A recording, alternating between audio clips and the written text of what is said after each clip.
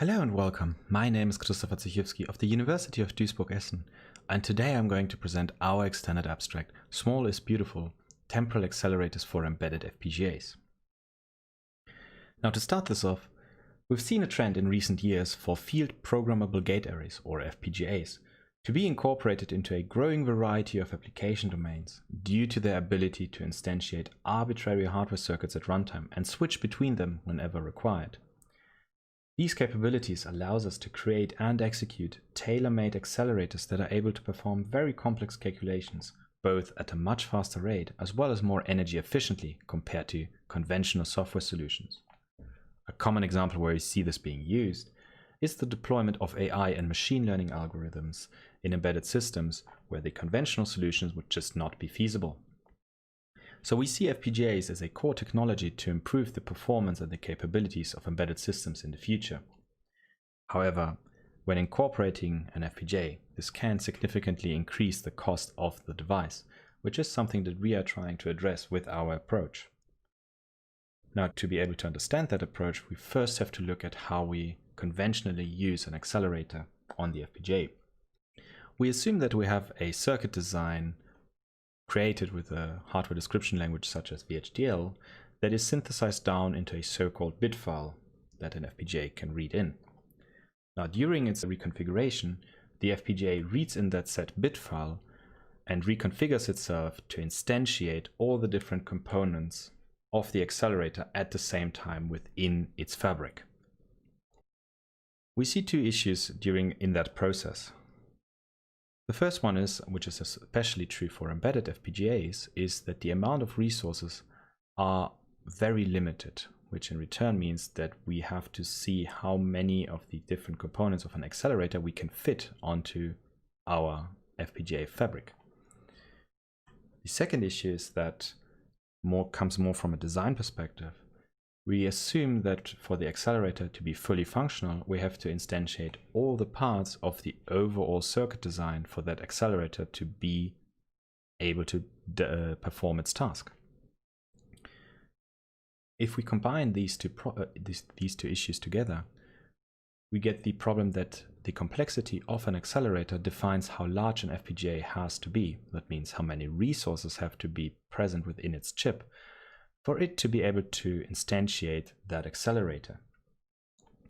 Now, depending on our application requirements, we have to choose what we optimize for between the trade-off of complexity and FPGA size.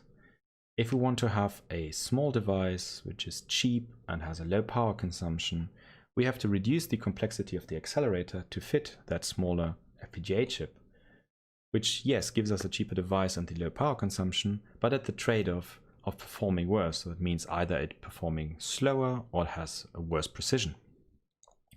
If our application, however, requires us to meet a certain performance goal, we have to have the higher complexity accelerator, meaning it requires more resources. That leads us to the bigger chip, which means that, yes, we get the better performance at the cost of a higher power consumption of the chip and making the device more expensive. So it is very hard to find an optimal solution that combines all of these aspects together. Our approach tries to address this with the temporal accelerator. The main idea is that we use a smaller and cheaper FPGA that we assume is unable to instantiate all of the components of the accelerator, which we overcome by making use of the FPGA's reconfiguration capability. So by reconfiguring multiple times, we are able to increase the available amount of resources over time. For this to work, we make the assumption that an accelerator is very often designed to be made up of subcomponents, where each of these subcomponents perform a certain subtask. So some calculations that, when done, the intermediate result of that is then passed on to other subcomponents within the circuit design. This in return means that the different subcomponents are often designed fairly isolated and can be made to function independently of each other. This is exactly where we start. We assume that we have that circuit design that usually would in its entirety only fit onto a large bit file for the large FPGA, and then split them up into smaller bit files where each subcomponent performs as an isolated subtask. These smaller bit files are then able to be read in by a small FPGA during its reconfiguration so that these subcomponents can be executed by themselves. To get the same overall execution like a conventional accelerator, we have to execute each of these parts sequentially because not all parts can be present at the same time. Which is exactly what we do. We reconfigure to the first subcomponent's bit file, execute that part, and once we have an intermediate result, we reconfigure again to the second part, calculated that subcomponent, and so on, until we have executed all of the parts one after the other and have our final result in exactly the same way as our conventional accelerator. Now, for this to work, we require a certain amount of additional management. The first issue that we have is that if we want to pass the intermediate results from one subcomponent to the next, we have to buffer these results off the FPGA chip because an FPGA cannot keep any internal state during a reconfiguration. So no values that are stored within the FPGA's BRAM in any registers or flip-flops are kept after the reconfiguration. So we have to offload these intermediate results. Our approach for this is just we add some type of memory, and just after the execution has finished of our subcomponents, we pass that intermediate result to the memory, store it there, reconfigure, and once the reconfiguration is complete, we load that intermediate result back in onto the FPGA for our next subcomponent to start its execution. This is then just repeated every time for each of the subcomponents, loading it off before the reconfiguration, storing it there, performing the reconfiguration, and then loading it back on. While I just started this with, we can use this with a memory chip, it doesn't have to be one. While we assume that the FPGA can, in theory, perform both this offloading task as well as the scheduling that is required to ensure that each of these subcomponents are executed in the right order, it would increase the resource consumption overhead of having that management circuit on the same bit file as the subcomponent. And as we are already talking about being fairly limited in our FPGA resources, we think that this would just be reducing the feasibility of our approach. So instead of having the FPGA perform all of these tasks, we combine the FPGA with a conventional CPU, or as we are from an embedded background, a microcontroller chip to perform these tasks. We interconnect them so that the MCU can control and control the offloading as well as the scheduling, and have the FPGA purely perform the subcomponent execution.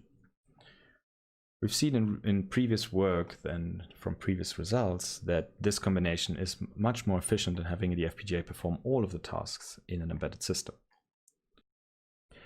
However, one of the things that we then often hear is that, following intuition, if we're using an approach that uses that many reconfigurations compared to something that didn't need that many reconfigurations, just needs the one to load the one bit file, it would make this approach prohibitively expensive.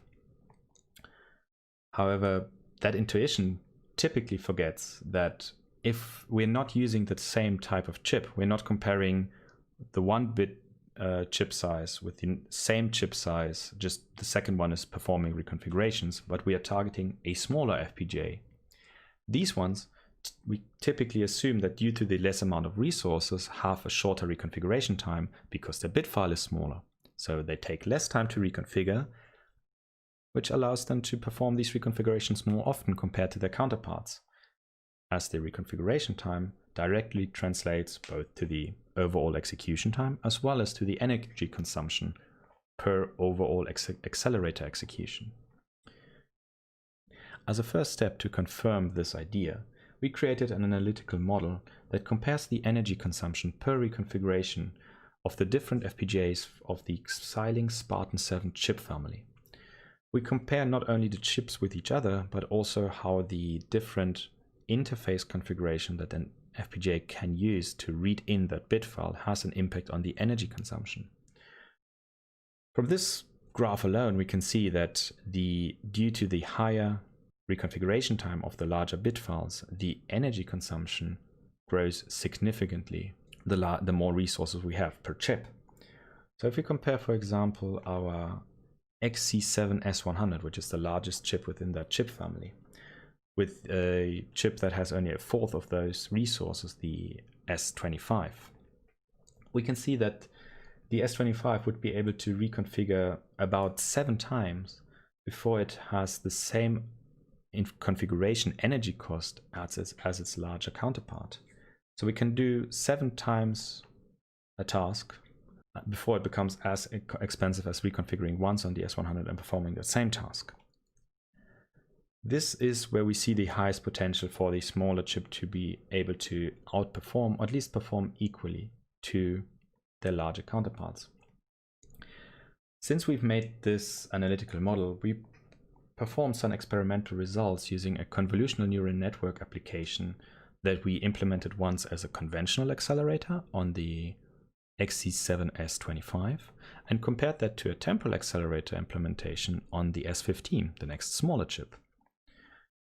And we were able to see there that both the energy efficiency as well as the time consumption per execution were in both cases better on the S15, even though it had to reconfigure twice to fit all of the different layers of that convolutional neural network.